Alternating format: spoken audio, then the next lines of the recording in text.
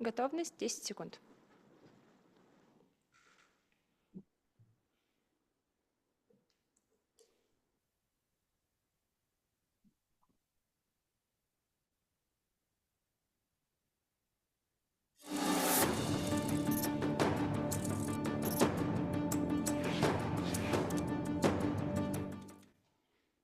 Good afternoon, everybody. Greetings from Moscow, from Sputnik News Agency and Radio. My name is Darina Gavitsina. I represent International Cooperation Department, and I'm really happy to see everybody today. Next to me is my colleague, the star of this meeting, senior social media editor and a great expert at the agency, Denis Lukyanov. Hello. We are very happy to hold yet another workshop with Yuna, our co-organizer at this event.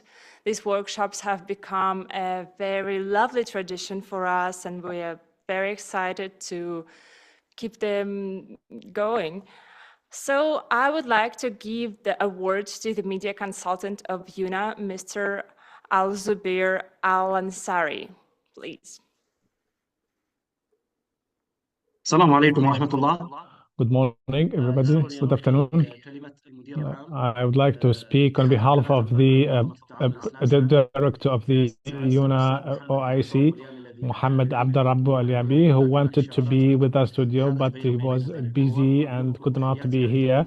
He convey to you his greetings.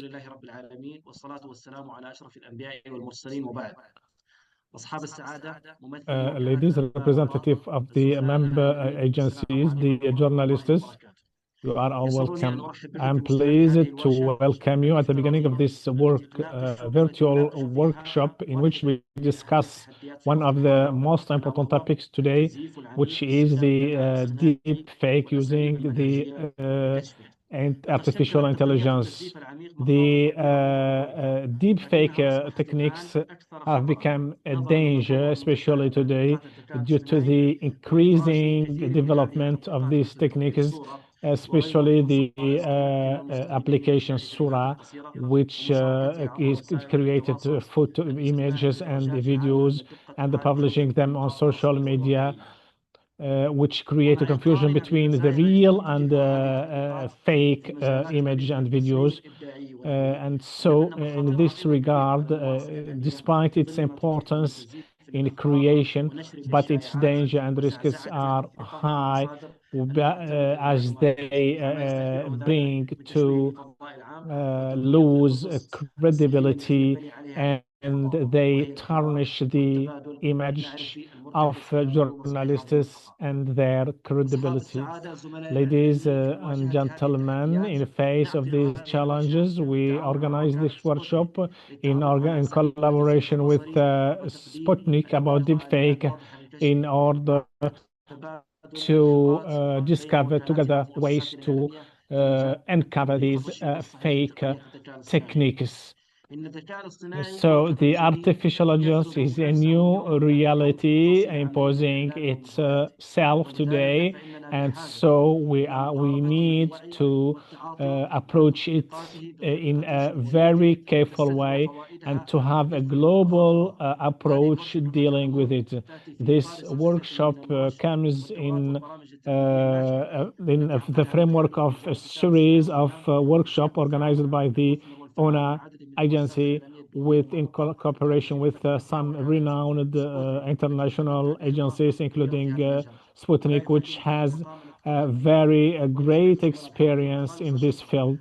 And so on behalf of my colleagues, we are thankful to Sputnik for organizing this workshop, and we hope that we will benefit from it, and so to promote our performance. Thank you very much.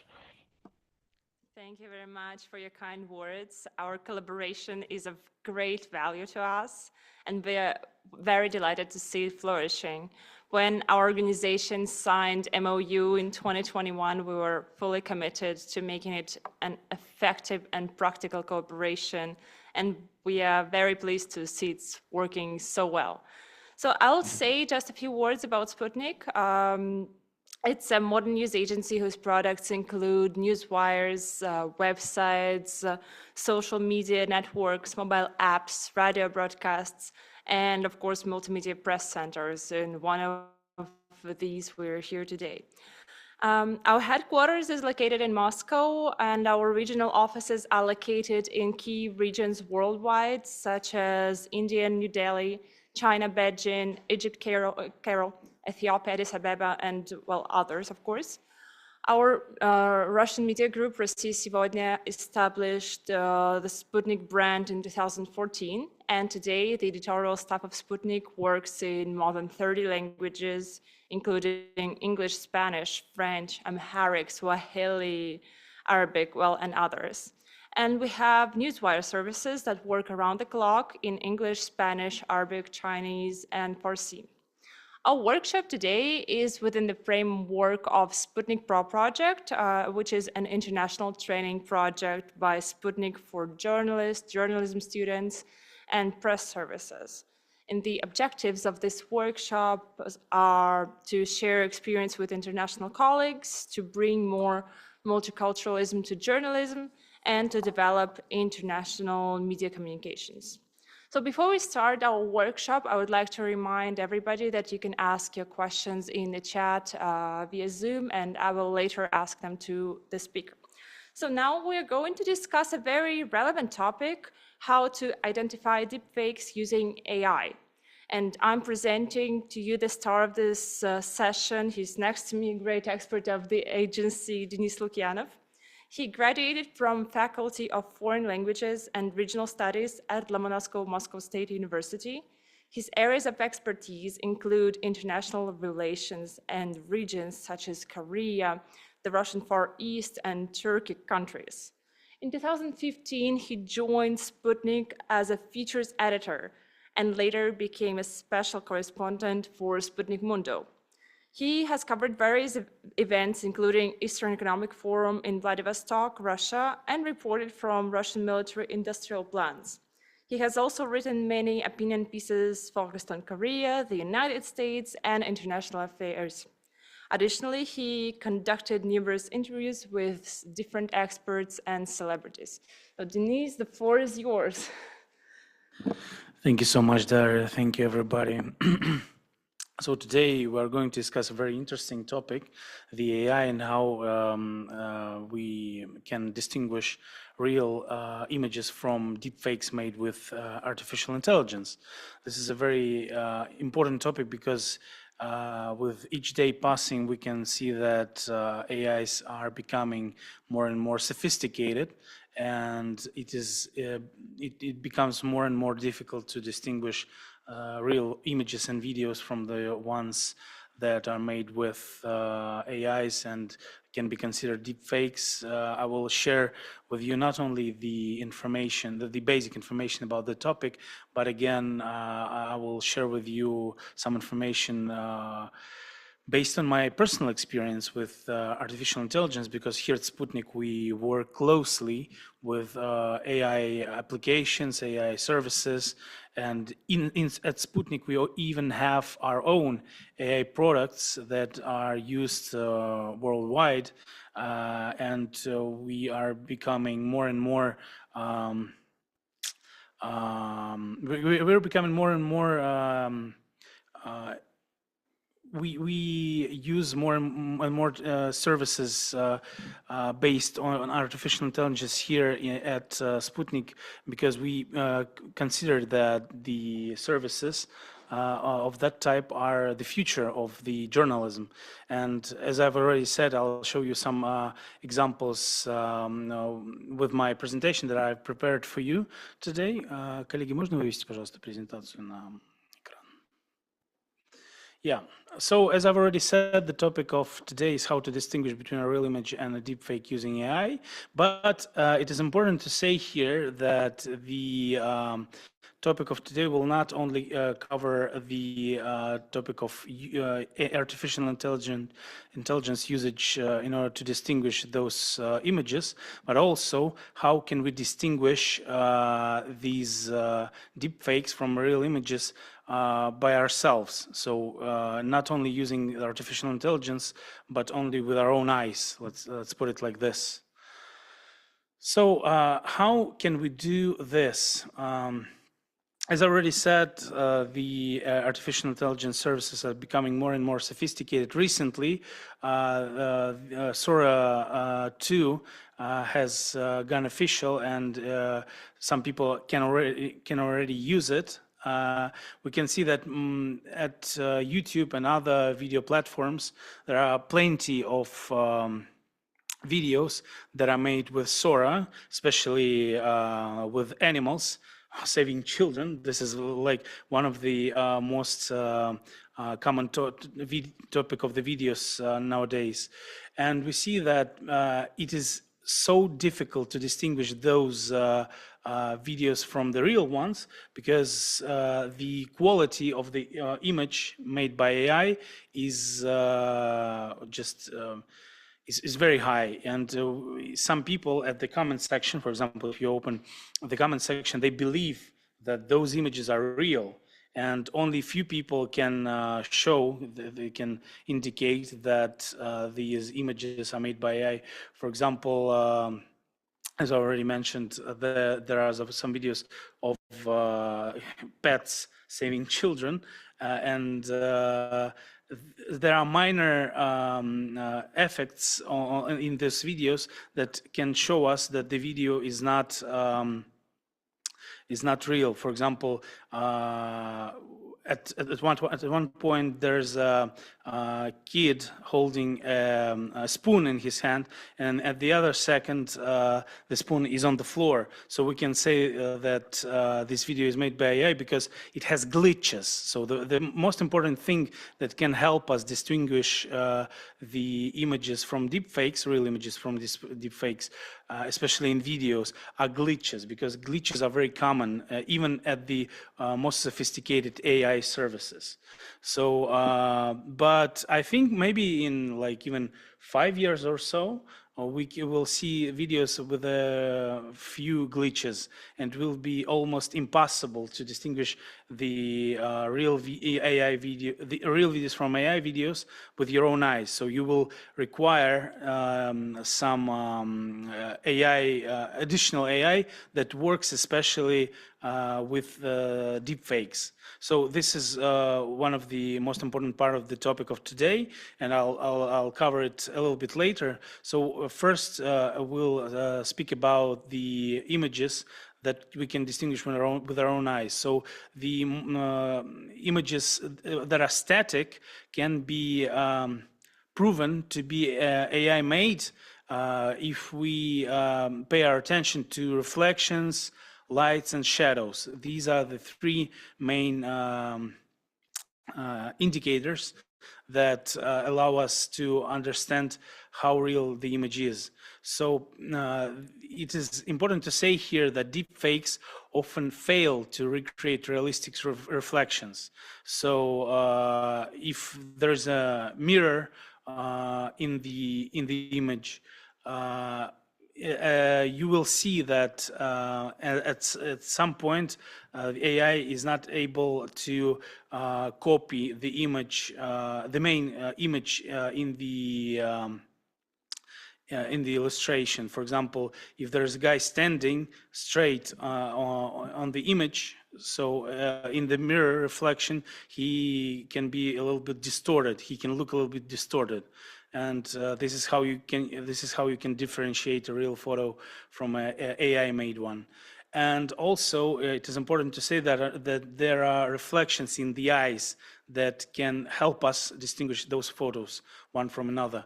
For example, if we pay close attention to the reflection in the eyes, if we, for example, zoom in, let's put it like this, we'll see that at AI-made photos, the reflections are identical, and this is not how it looks in real life. Because in real life, the reflection in the eyes can be a little bit different. So if they are 100% equal, so we can say that this image is not real.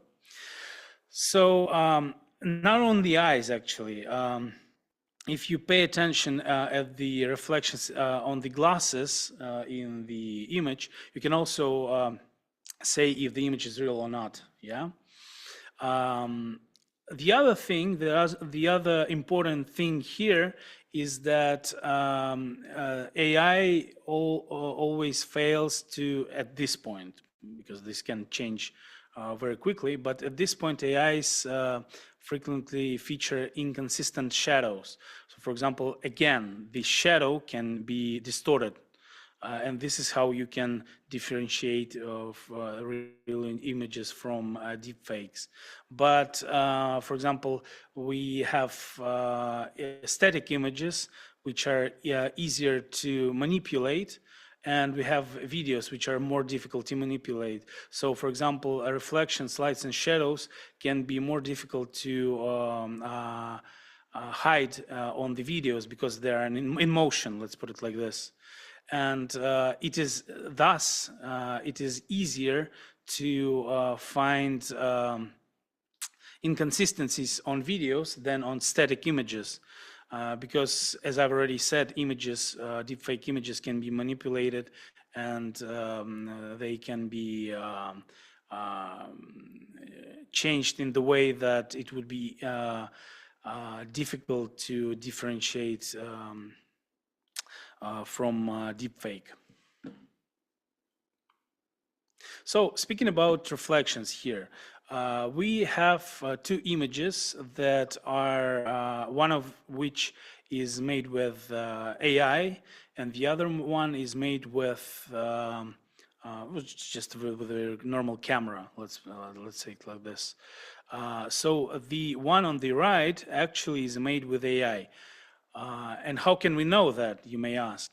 Well, if we take a look at the bottom of the image, we'll see that the reflections on the second image are identical. So there are almost no differences between two eyes, right? Also, we can see that eyelids are almost the same. They are of black color. And we can see here that normal eyes would not look like this in real life. And also, if you pay close attention, the image on the right has let's say it like this: it's too perfect, right? Because if we look at the image on the left, we can see some certain imperfections on the face, which is normal in real life, and we can say that this image is real. But again, if we look at the bottom of the image, where we can see the eyes, we can see that the reflections are almost the same, but not the same, because the reflections into eyes reflect the lights that are in front of the person, but at the same time they have different angles, because two eyes are located at different angles. If we take into consideration how two eyes are located towards the light, so it is normal to see that the angle is a little bit different. So this is not happening on the second image, by the way, because on the second image we can see that the position of the light is almost the same, so there is no angle change at that image, and this makes us think or suspect, right, that the image is not real. So another example of how images can be can show us that they are not real, or they can be deep fakes, is paying close attention to the reflections. So at some point you may see that these images are real because the reflections, they are not the same. and all of those 4 pairs of eyes, at first glance, some of them can look AI created. For example, the second from the bottom can look AI created, but if you look closely, there's an angle, a small subtle angle change between the lights in the left eye and in the right eye. So these images are real because the reflections are not the same. This is very important because it is the easiest, actually this is the easiest way to see that the image is real or fake. And many use this kind of technique to distinguish between those kind of images that we're talking about today, right? Okay, next. Yeah, speaking about like the quality of the image. So the quality, let's put it like this. The word quality here applies for the perfection of the image, right? So if the image is too perfect, it may raise some well, suspicions, right? And well, actually, the most photos that are too perfect can be considered that are made by AI, but there are, of course, some certain exceptions to this. What are the main indicators here, right? So the errors in the small details are the most common ones. So, for example, if you see on the image blurry hair, poorly shaped teeth, or poorly outlined accessories, these are the common signs of the AI-made pictures, right? So when we talk about blurry hair, it is difficult yet to the to AI services to create a well outlined hair on the image, right? So this is why AI doesn't use too much power to create a closely outlined hair. And even the most sophisticated AI services sometimes fail to recreate hair. This is one of the reasons that you can yet see some imperfections with your own eyes at the AI-made images. But also there's a second point here, poorly shaped teeth, right? So if we take a close look at some images, the teeth that we see on those images can look like too perfect, or they at the same time they can look too perfect or have some imperfections. So for example, two teeth can be merged together, and this is not normally happening, to have like one big tooth and then in the front, or if not a rabbit. Yeah, so poorly shaped teeth this is a problem. Of course, there are some people in the world that have problem with their teeth and they are poorly shaped, but you can clearly distinguish poorly shaped teeth from the AI images from the real ones, because those can be, for example, in real life, you cannot find teeth that are merged together. This is like a very rare condition. let's say it like this. Okay, and speaking about accessories, they can be poorly outlined, but this is becoming more and more rare because the new versions of the artificial intelligence applications, they use more sophisticated engines, and those are able to outline accessories in a better way. For example, some half a year ago, we could see that many images that we worked with, they had accessories that were distorted, right? So, for example, if we take a look at some earrings, for example, we have an image of a woman, right?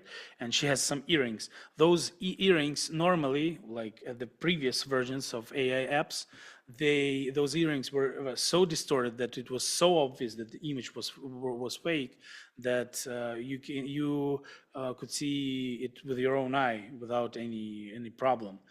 This changes. This is changing rapidly. Actually, this is becoming more and more difficult to see that kind of error in the small details nowadays, right? Yeah, speaking of the thing I've mentioned already, the skin on the face of a person generated by AI can look too smooth, right? Well, of course, there are people that are caring about their skin to the point that it can look AI, but well, normally you can see pores and some certain even small imperfection in the faces of the real people that you can distinguish between a real image and deep fake. But at the same point, we can say that AI generated skin normally almost every time looks too smooth, yeah, without any kind of imperfection. This can also change, but it depends normally on the engine that we work with. For example, if deep fake is created with, for example, Gemini, or I mean like VO service to create videos when we have motion images. And for example, if we talk about the services like Copilot, we can see that they are becoming more and more, the images they create, they become more and more sophisticated, but still the problem is the same. So the problem is that it's at some point you can see that the skin is too smooth here, and if we take into consideration, for example, some of the less sophisticated AIs, for example, as Grok, right, from X's owner Elon Musk, right? If we take into consideration like the images that are created with some of Russian services, AI services, they are not yet able to recreate the small details on the faces. So this is how you can see with your own eyes that the image is AI generated. So as I already said, those faces, they normally appear without pores, which is not real, because like every human has pores on their faces, and those faces can have repeating patterns. What do I mean by that, repeating patterns?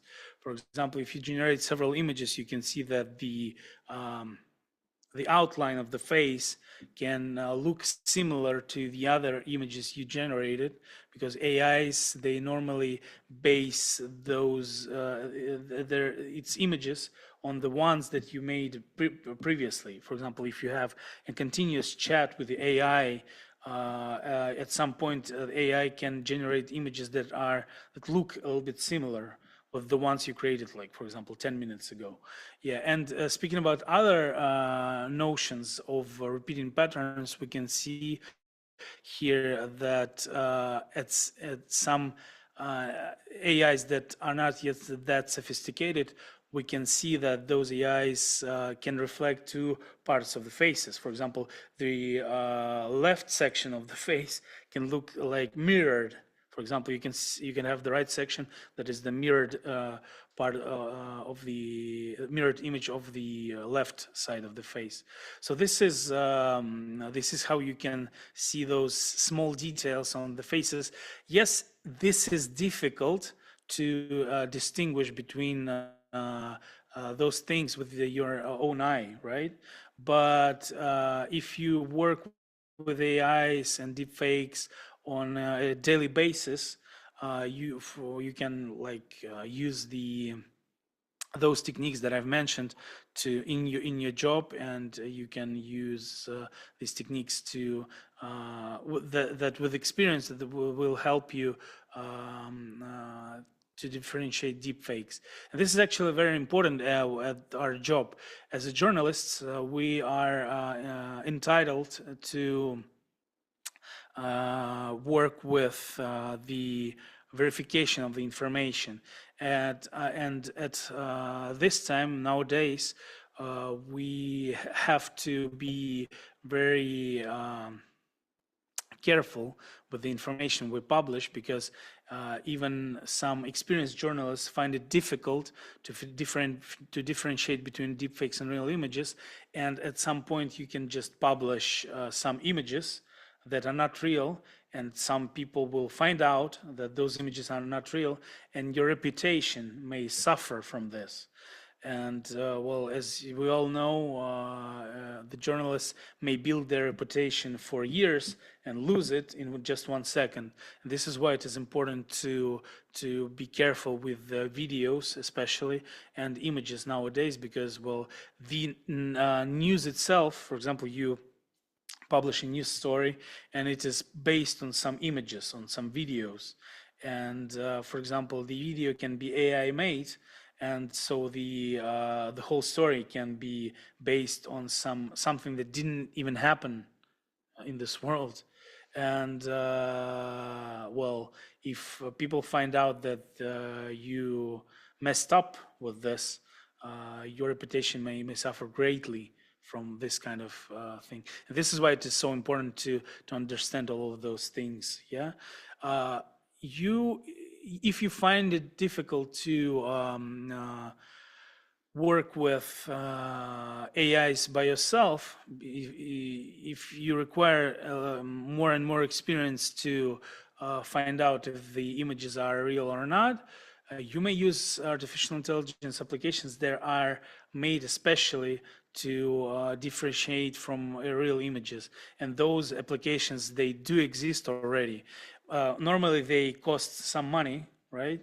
But those services exist, though they are not in great numbers. So there are very few of them that can help you really to differentiate between those images on a daily basis, because when you see that that the service you use is sophisticated, can distinguish all photos from deepfakes, you can see that there are only like 5 main services that can be used in order to distinguish the real photos from AI-made ones. And there are plenty of other services that are like this, but they can make errors. And for example, they can point out that this image is AI made, and in reality, it's not AI made. So there are still some imperfections with those services. And you can even pay some money, and it may not help you. It may even like cause some damage to you. I mean, like damage if you publish some information that are not real. Yeah. And at the same point, you may ask, which services do I recommend? I would personally recommend to use like normal services. If we work with ChatGPT, for example, or Copilot, these are the best ones, because like the paid ones, there are some, but well, of course there are paid versions of ChatGPT also.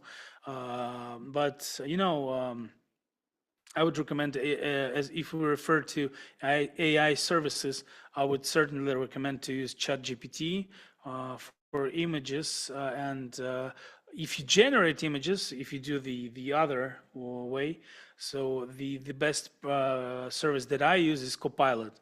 Those two services, ChatGPT and Copilot, are the best ones. At least they were at some point, because there are services that are becoming better, but they are not that well known nowadays. Maybe with time, we'll see that they become more and more prominent.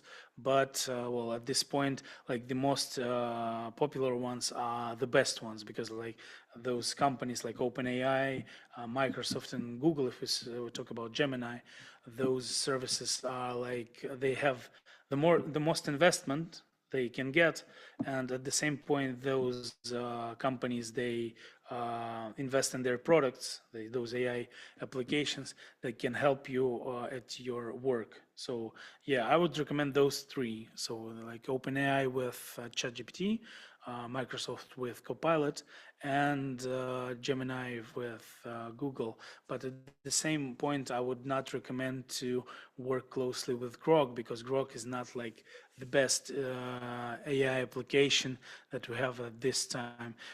It is very useful when you use Grok for your images in Twitter. For example, if you publish something on X, it is better to work with that image with Grok. And this is my personal recommendation, to use Grok only for Twitter. The other three ones I already mentioned, those services, they can be used for like a great variety of tasks.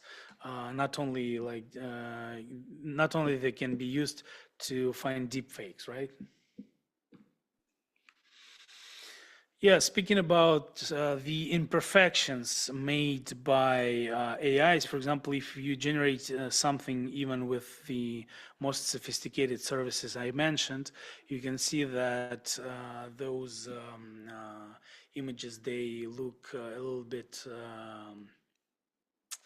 different from the real ones.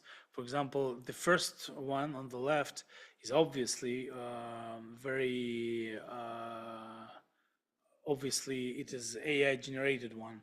For example, if you see the ship itself, which is based on Titanic, as far as I understand, right? We can see that the lights are inconsistent. For example, if there is a sun on the left side of the image, why do we see reflections on the right side of the ship? So maybe there's some kind of explosion on the right side, but this is like a very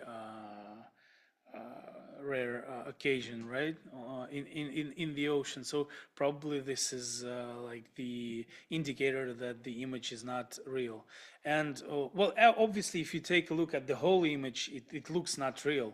But these are the signs. What I'm talking about, these are the signs that can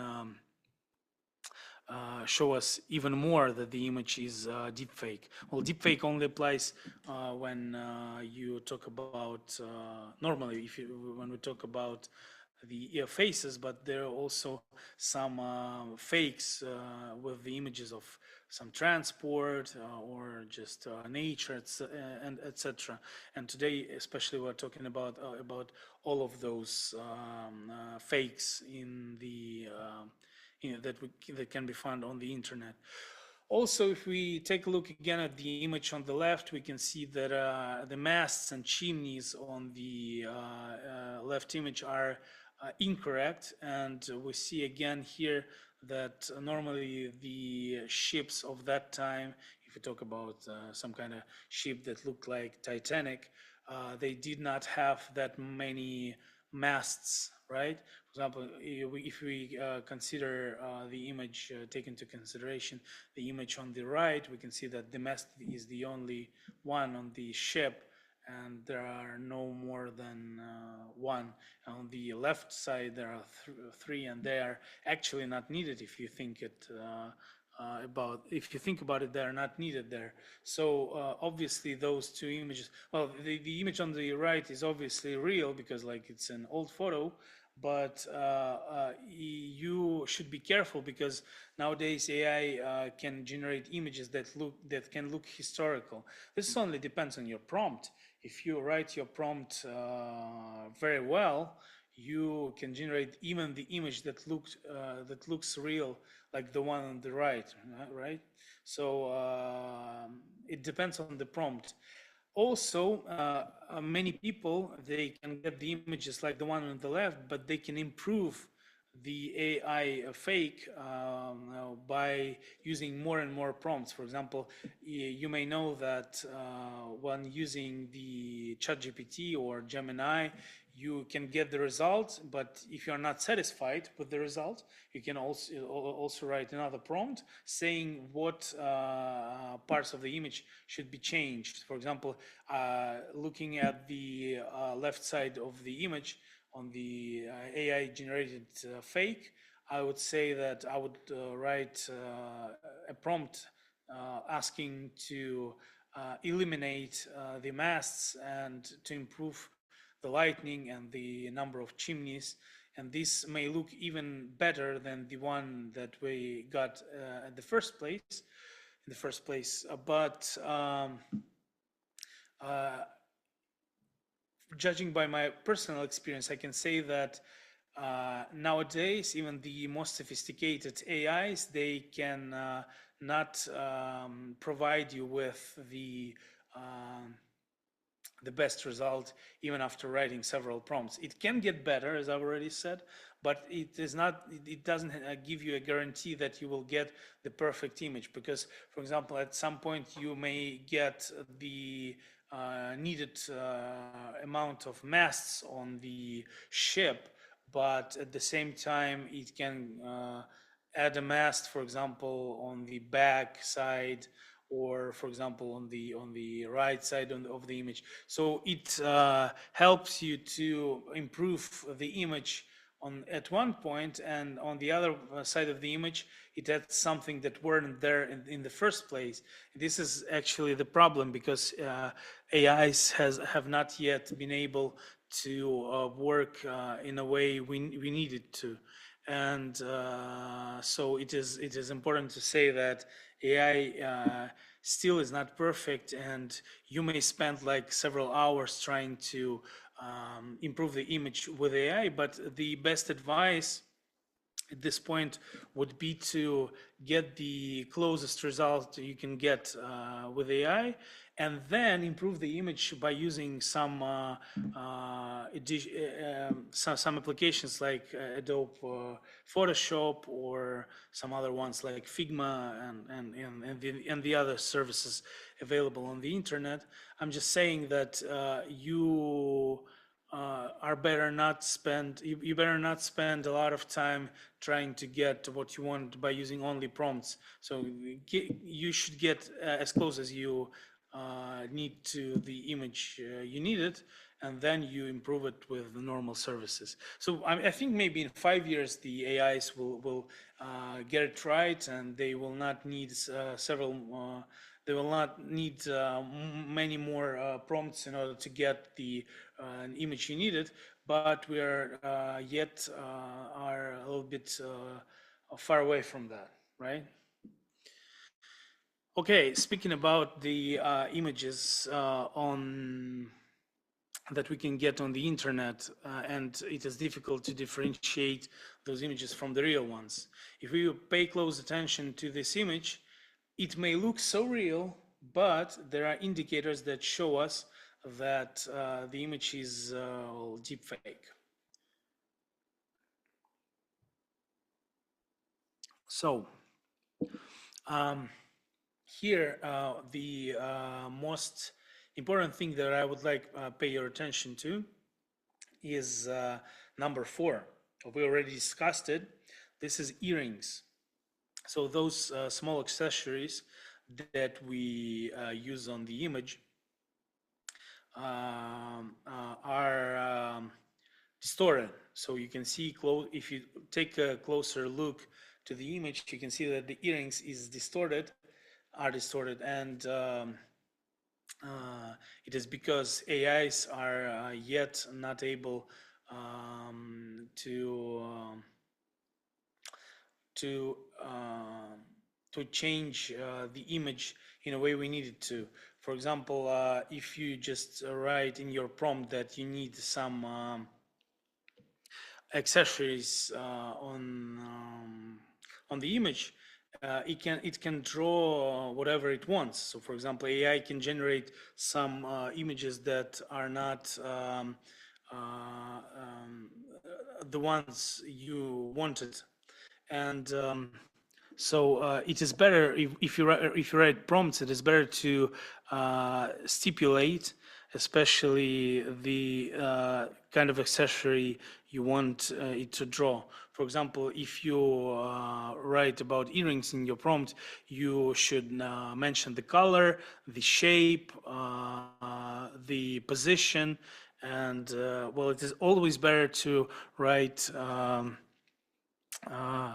very detailed prompts. And here you can see that the prompt probably was not that well thought.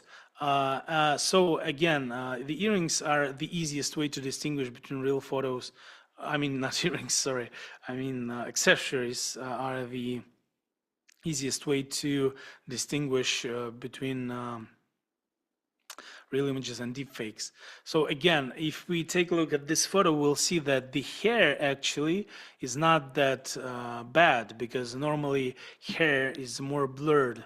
There are some details to the image that are added, and you see that the hair is made in a good way.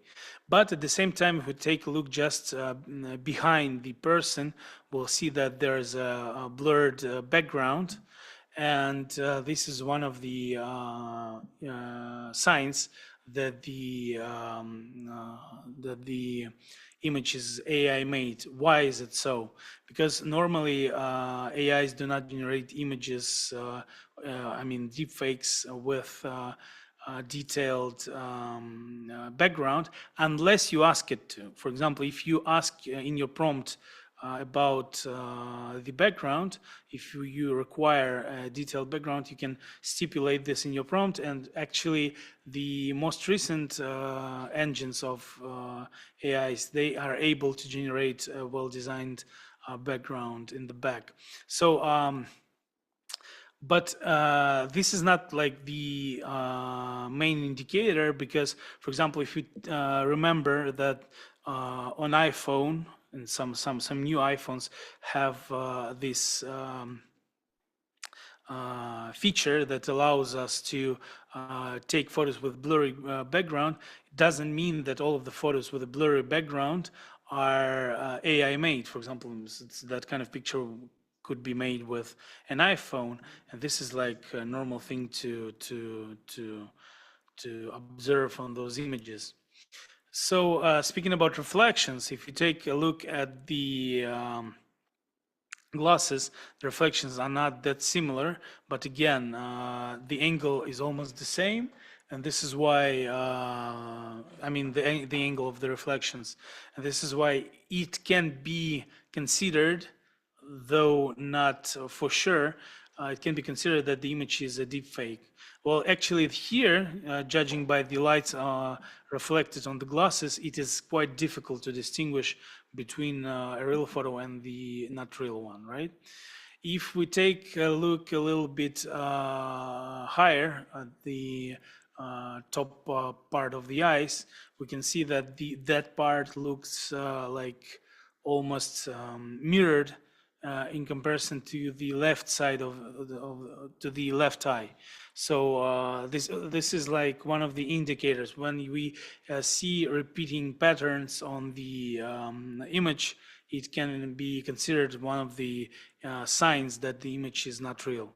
And speaking about the neck, so the neck is too sharp here. There are two reasons that why it can be sharp. For example, the first one is just obviously that the image was made with AI, and the second one, it can be distorted by manipulating the image on Photoshop. For example, if you use services to change the image, so this kind of distortion that you can observe on this image, this actually indicates that the image was changed with some kind of application. So this doesn't normally look real. Though there can be some exceptions, we can say that this image is not real at all. Okay, this is actually a very interesting topic to discuss because, well, you see that there are not only ways to distinguish a real photo from AI-made one by judging the image itself, but also we can do some investigation, right? What kind of investigations do we do? Well, this is normal for us journalists to do some kind of investigations. So, for example, we take a file, right, of the image, and we click with the right button if you have Windows, and you open the properties of the image, right? At this point, you can take a look at the metadata of the image, right? This can be one of the best ways to distinguish a real photo, and one of the easiest ones, by the way, to distinguish between the real image and the deepfake one, for example, because the information on the deepfake can be absent. For example, if you find an image that do not have an information about the type of camera that was used to make this photo, this can be a sign that the image is not real, right? But at the same point, you can you should take into consideration that the information on this image can be deleted or manipulated for various reasons. It is not like if you do not find an information at metadata, it doesn't necessarily mean that this image is 100% fake, because like some people delete or manipulate information on metadata on purpose in order to hide something. Well, this doesn't happen a lot, but sometimes it happens. For example, if we see that the image has none or few metadata, this is the reason to be careful with the image and to investigate even more into the origins for this image. Yeah, so you should be careful if you see almost no metadata, completely fake. So what does metadata give us? What kind of information do we have when we open the metadata? First, it's ownership. Normally, if the photo or an image has the ownership, it implies that the photo or an image is probably real. It's not deepfake. So if it has a date and time and the kind of camera that was used to make this photo, again, this is a good sign, right? Purpose, well, normally metadata does not contain the purpose of the photo, but this is the kind of information that you can get from the source of your image, right? This is also a sign of a good image, because if you know that this image was used for some kind of purpose, you can judge by this that this image is real or fake. So this does not give you a kind of guarantee about the authenticity of the image, but this can give you certain points that should be taken into consideration again, right? Location, this is very important. If the image has a location that is added to the metadata, this probably means that this image is real, because of course metadata, you can add location to the image, but this is easy to investigate. So for example, if you have an image of a temple in Japan and the location is like, I don't know, in some country of Africa, in Africa, so you can probably say that this location is fake. But if the location in metadata and the image itself show almost the same thing, so you can be sure that the image is probably not deep fake or fake, right? Okay, next. Oh, sorry.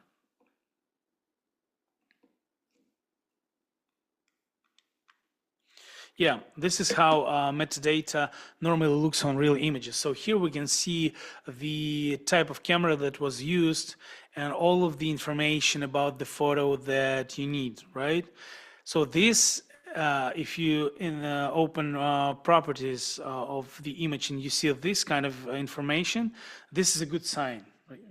of course, as I've already said, it can be manipulated, but normally this is a very good sign, and you may rest assured that everything will be okay with your reputation if you publish this kind of image on your social media, right?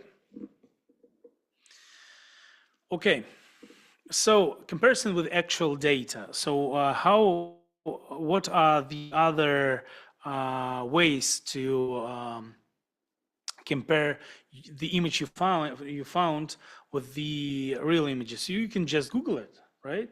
So Google actually allows you to upload your image and search for the similar ones. And this is like a very effective way to find out if the image is real or not. So you can simply just with one click, you can see if the image has the similar images on other websites, not only your website, right? So then you can compare the image with others, and this is how you can be assured that the image is not fake. So again, you can investigate even more if you do not find any matches. For example, if your photo is the only one on the internet, this is a reason to be afraid, right? To be worried, because it may raise some kind of suspicion about the origin of your image. Because normally, if you make a search on the internet about some common topic, if you upload your image to Google, normally you would find like dozens of images, the same images, because they're normally copied or they are reused. So for example, those images that are made by AI, those deepfakes, they're unique because everything that AI creates is unique. And this is how you can be sure that your image is fake. So for example, you upload it, you see there are no matches. Obviously, there are reasons to be afraid. And of course, you can do the reverse search. This is the kind of search that you do via Google Images. So that if you open image.google.com, there will be a possibility to just add your image to the search, and it will show you all of the results you need. As I already mentioned, all of the matches you need. So if there are no matches, as I already said, probably bad news. Okay, so here are some more examples of AI generated and real images. Well, here we can see that the on the AI generated one, you can see that the leaves on the fake image are too smooth, right? Because those images on the right side are more detailed ones.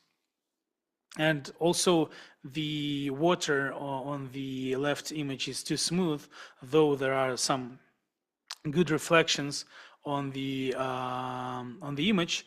We can see that there are certain inconsistencies, because if you take a look at the skies on the left image, they are reflected in the erroneous way, and so for example, they are not the same, and this is how you easily can tell that the image is not real. So for example, on the right image, we do not actually see the clouds because there are almost none, but judging only by the smoothness of the image, we can see that the left one is AI generated and the right one is real, because, well, it is more detailed. Okay, so there are also deep fakes that are used in cinema and in some videos even, because, well, the usage of AI in cinema has a long history already, but the usage of AI in videos is not was not that common in the recent future, and it becomes more and more prominent. But if we speak about cinema, here's a good example of how you can change the face. For example, you have an actor that aged, right? and if you need to make some kind of video when about him being young, you can use AI. You can use a real image, but you can change it with the AI so that it but easily you can say that this is a deep fake, right? Because, well, there are no wrinkles, the eyelids are darker, and the lips can look different. And actually, speaking about lips is one of the main indicators that the image is altered, right? So, for example, if we take a look at at one of the videos that were made by the opponents of Joe Biden on the presidential elections of 2024, I think it was, right? I don't quite remember.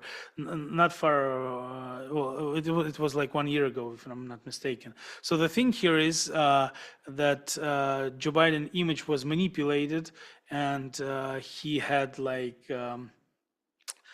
they made him say words he didn't even say.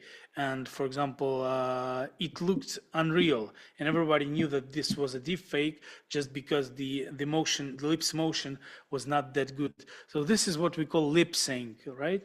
Lip sync is can be good while you try to make it pronounce some certain words, but the inconsistencies in the movements of the lips in reference to the movements of the face can be obvious. For example, you may make some person say the words he never said, right? But at the same point, the face may look different. For example, when we speak, we use our facial emotions in order to add to the things we talk about. But if we use deep fakes, it may look obvious that when the person says some words and those words, they look obviously not the ones he wanted to say because of the facial expressions. They are not coincide, you know. So this is something that is used by the AIs to find out that the image is not real. So, for example, if we talk about deepfake videos, AI observes unusual blinking, right? Not only lips, actually. So, for example, if it blinks unnaturally, too much or too not that much, you can say that the image or video is fake, right? As I already said, lip movements can also appear poorly synchronized, and facial expressions often do not appear natural either. And those two things those two letter things that I mentioned, they are connected to each other because facial expressions are closely connected to lip movements, as I've already mentioned. And to this, you add the blinkings. So, for example, this image. So, for example, the real image looks, well, real. And as you apply more and more changes to the image, you can see that it becomes more and more fake. For example, the smile or the movement of the eyes or the face, even the color of the face can change. And this can be proven to be a fake video. Unfortunately, I cannot show you the video itself because it did not allow me to add the video to the presentation. But as I already said, I can mention it with my own words that all of those three things, blinking, lips, and facial expressions, make you understand that the image is deepfake. And it is even easier for AI to distinguish those things because most of sophisticated AIs are able to take into considerations these three important points. Yeah, this is what I was talking about, right? The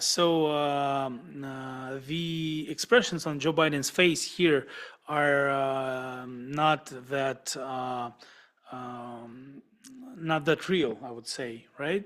Why? Because we can see that the facial expressions are, for example, if you take, if you look at the positive emotion image of Joe Biden, we can see that his face looks not natural. His eyes and his facial expressions are a little bit, well, it is tough to explain, but he's not happy, but at the same time, he's trying to smile. Well, this kind of smile is added by AI, but it doesn't coincide with the facial expression. This is why you can say obviously that this is a fake. So this is like there's inconsistencies between the lips and the rest of the face, as I've already mentioned. It is also important to mention here that the AIs at this point already are able to try to change the facial expressions, and this is why I'm showing you this image. For example, if you upload some kind of video and you in your prompt ask the AI to change the facial expressions in accordance with the topic of the video, so it can do so, but well, not in the best way possible, because you can see that there is those inconsistencies that I've talked about. But even though it is not perfect, the technology already exists. For example, if we uploaded a video of the debate between Donald Trump and Joe Biden, when Donald Trump says bad things about Joe Biden, the AI can change his emotion, Joe Biden's emotion, to negative. And when Trump said good things about Joe Biden, or for example, neutral things or funny things, AI can use it, can try to change the face of the other speaker to positive one, although it is not perfect. And actually, this is the video that was used by some users on the internet in order to make some kind of funny videos about the debate. And this is like the images that we've taken from those videos on YouTube. And this can just serve as a sign that this kind of technology can not only be used in order to do some serious works, but also this technology is used to make some fun videos. And many people actually already use that kind of technology to create content on the internet. So AI helps you fight AI. This means that actually if you found a deep fake, you can upload it to another AI and ask this artificial intelligence application to help you find out if the image you uploaded is fake or not. So this can be done by detecting inaccuracies in facial features. Also, AIs analyze the symmetry or unnatural proportions that humans do not usually have. As I already mentioned, like several minutes ago, this is like one of the main ways to find out if the image is fake or not. And also, there are some neural networks that are designed to identify images generated by AIs. And as I already mentioned some like half an hour ago, those services are normally paid ones. So you have to, well, probably there are a trial for the trial period for those services.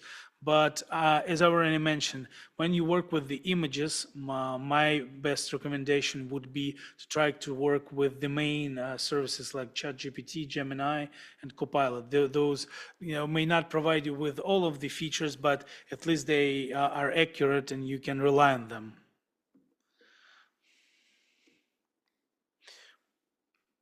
Yeah, the rise of the machines. If the image, so some people ask themselves, if AI is the only option that we have in order to distinguish real images from the fake ones, especially at the times when we have Veo 3, when we have Sora 2, those sophisticated services can make it difficult for people to distinguish reality from the fake. And so if we rely only on AIs, is it possible that at some point AI will lie to us and say that the image is real while it's fake?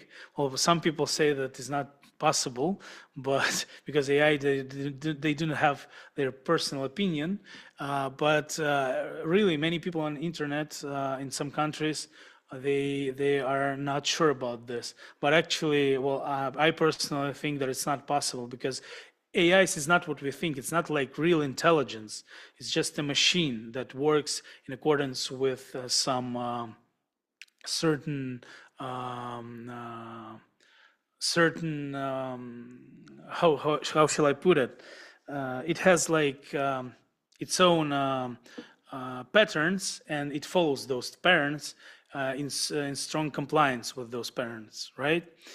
But at the same time, we should understand that for us personally, for ordinary people, it will get almost impossible to distinguish real images from fakes, because AIs are constantly improving, and this cannot be stopped, because those companies invest a lot of money and resources into making AIs look as real as possible. And at some point, we'll be able only to rely on the AIs to distinguish real ones from fakes. But why is it dangerous for us? Because normally people would not go to AI services, especially paid ones, to verify the authenticity of the image or a video. For example, you scroll on your videos on YouTube Shorts or Instagram Reels, you find some video about animals saving children, and probably you would not care to open AI service to download the video, then to verify it. You just will only believe that you saw, even though it's fake. And this is actually dangerous, because many people do not care to verify the information they see, and they can be victims of this fraud, you know. So yeah, unfortunately, or maybe not, or maybe fortunately, deepfakes will become increasingly difficult to detect. Well, for some people it's a fortunate fact, for ordinary people it's probably an unfortunate fact, but this is the reality we live in. And I think maybe it will take us from 3 to 5 years to get to the point where we will not be able to distinguish the real photos from the fake ones, even by the reflection in the eyes, or if we even take into consideration inconsistencies or inaccuracies in the shadows, or any other thing that I've mentioned today. And this is why we'll need to rely only to AI services. And this is why it is important to get accustomed to the AI services today, because maybe if we do not work with AI today, it will be almost impossible to get accustomed to them tomorrow. Yeah, this is everything I wanted to say. Thank you so much for your attention. I hope the presentation of today was interesting to you, and thank you again for this great opportunity to be with you today. Thank you very much, Denise. I have learned a lot about deepfakes and how to identify them, and our audience was super interested in what you were saying, because we have a lot of questions. I'll ask some of them because, others might repeat themselves. The first one is, as artificial intelligence becomes increasingly capable of fabricating realistic voices and faces, we might soon need an algorithm to help us detect genuine intelligence, not just digital deception in the news we consume. Again, what was the question? For the first part I heard. We might need an algorithm to detect the genuine intelligence, not just digital deception, but like if AI can evaluate as much, so we will need something to detect it in the news, in like but just on a daily basis. Not to open the app maybe, but to have it constantly with us, like a VPN service or a translator. Maybe Yeah. I got personally, I am not aware of that kind of application, but I think it is possible because, for example, in browsers we have extensions, right, nowadays that allow us, as you already said, to translate things. Maybe at some point, or maybe there is also already some extension that exists. I'm not aware. If I'm being honest, I'm not aware of any extension in browsers that allow us. But that would be an awesome idea to get that kind of extension that would show you that the image or video or voice is fake. Actually, speaking about voices, this is a very important topic that I did not mention today. One of the hardest things for AIs, one of the challenges for AIs is to recreate voices, especially if we talk about different languages, because even if you have the pitch, accent, and the tone of the voice that you copied from the real person, in foreign language, that voice can sound so different that it would look obviously fake. Well, it's fake and it will look obviously fake. And this is something that AIs can find challenging nowadays. And I think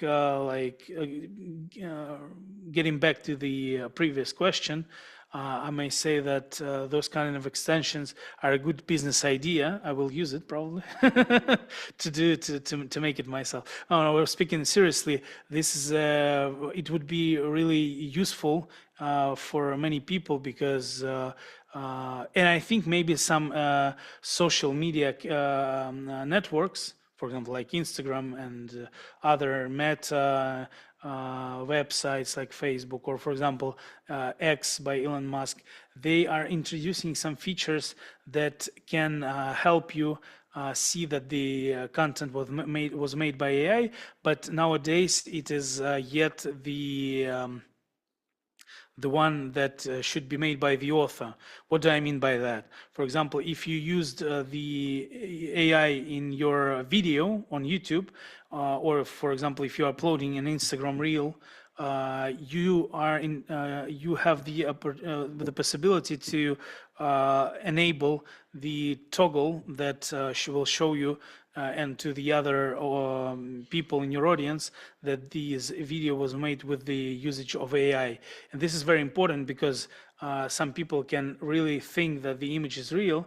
And if you are an owner, if you are an author and you are being honest, you just enable this toggle and it allows people to see that the video is partially fake. Yeah, and this is like the best way to be honest with your audience. Actually, this helps you to stay to keep your reputation. Let's put it like this.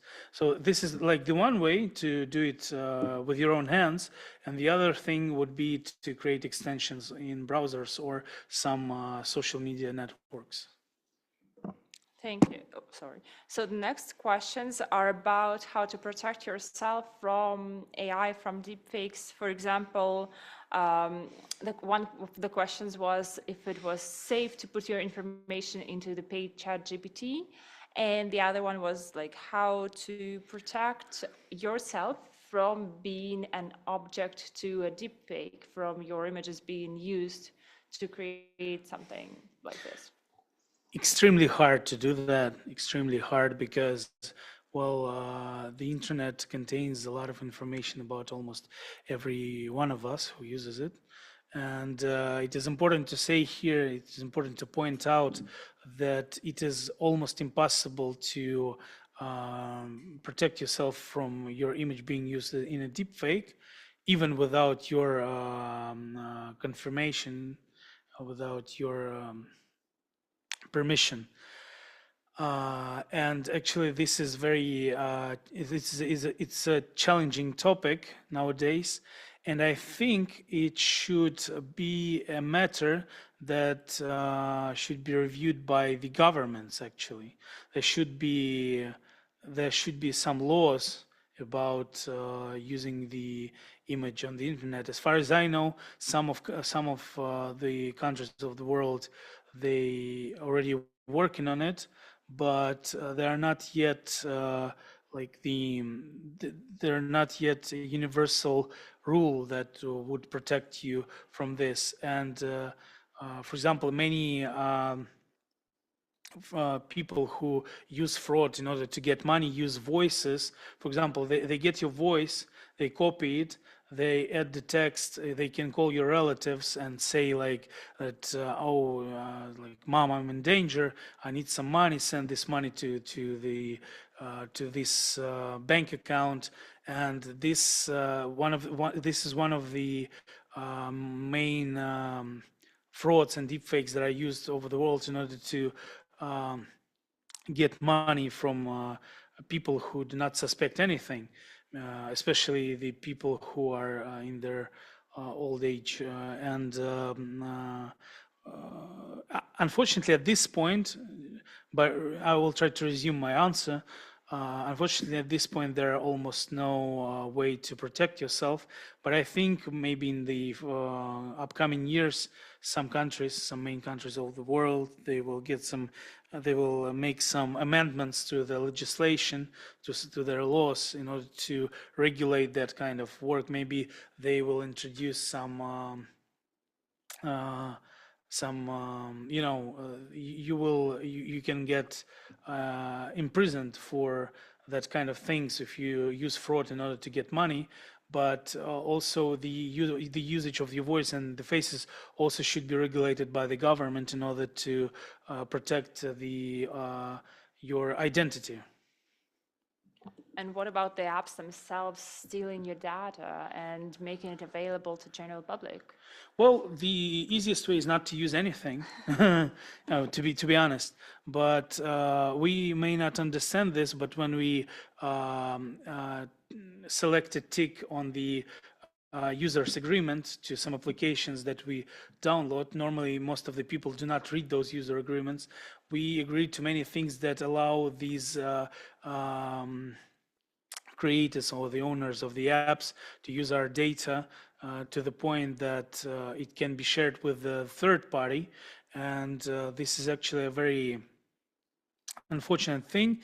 And the only thing to protect yourself is to raise awareness about your personal data in the users on the internet. Because if we do not watch on ourselves, nobody will do this for us.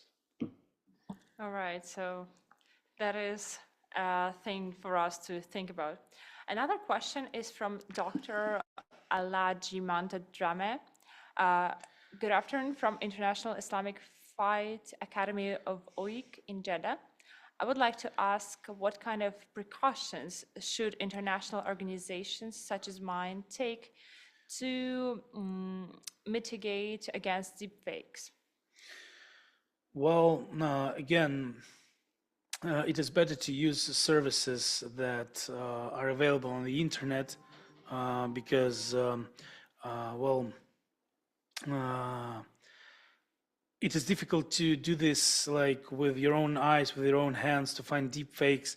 And what I would recommend here is to try to find some of the services that would allow you to find deepfakes in order to avoid any kind of damage to your company. So it is a kind of investment that you should make in order to protect yourself. Yes, it would probably cost you some money, but it is the best way nowadays to protect yourself. And well, in our times these days, you are, as already answered to the previous questions, you cannot protect yourself unless you do something about it. Nobody will do this for you. So yeah, the best way is to invest in some applications that will help you to find deepfakes. All right. And another question, as well as the thank yous for Sputnik and for Yuna for organizing the workshop. So the question is, what are the effects of deepfake AI techniques on the professional values of journalistic practice and communicators' attitudes toward them? Like journalistic bias, journalistic neutrality, and journalistic credibility. Again, last. So what are the effects of deepfake AI techniques on professional values of journalistic practice, and communicators' attitudes towards them? Journalistic bias, credibility, and neutrality. Yeah, as I already mentioned today in our presentation, it is very difficult to create your reputation, and you can lose it at just 1 second, right? So you can build your reputation for years, and and then you can lose it for just in 1 moment by publishing some fake. And this is especially dangerous nowadays when you work with the images and videos, because visual content is becoming more and more prominent in social media. And so the only way to protect yourself is probably to ask your organization to invest again in some services that allow you to find deep fakes. Yeah, probably.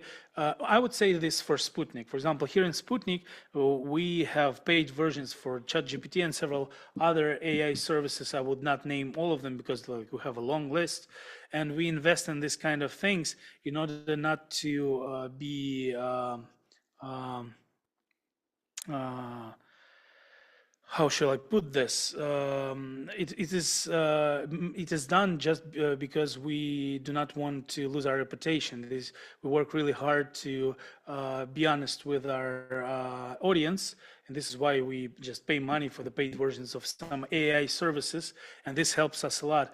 And actually, well, if we use AI services, we point out, especially when we publish something, that these images were created with AI.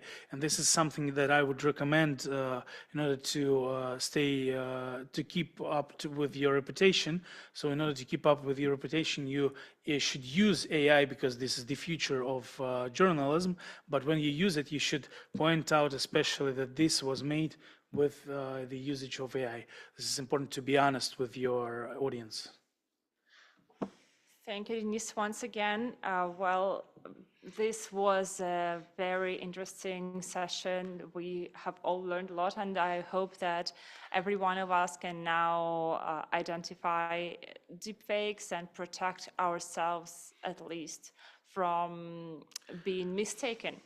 Well, thank you very much, dear participants, for joining us today. I hope we will see each other in other sessions, and we'll hold many more with Yuna Oik. Thank you very much, Yuna. Thank you, everybody, for organizing this workshop and for being such great partners of Sputnik.